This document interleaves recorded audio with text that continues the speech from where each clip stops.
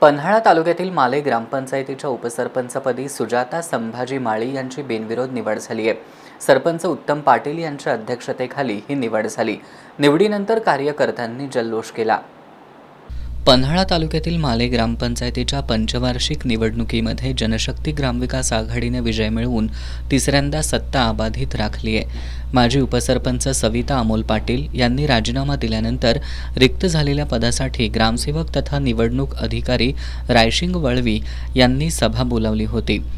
सरपंच उत्तम पाटील यांच्या अध्यक्षतेखाली झालेल्या या निवडीवेळी उपसरपंच पदासाठी सुजाता संभाजी माळी यांचा एकमेव अर्ज दाखल झाल्यानं सुजाता माळी उपसरपंचपदी बिनविरोध निवड झाल्याचं जाहीर करण्यात आलं. नूतन उपसरपंच माळी यांचा सत्कार करण्यात आला. सर्वांचा विश्वास सार्थ ठरवत गावच्या विकासासाठी कटिबद्ध राहू अशी ग्वाही नूतन उपसरपंच माळी यांनी दिली. निवडीनंतर कार्यकर्त्यांनी आनंदोत्सव साजरा केला.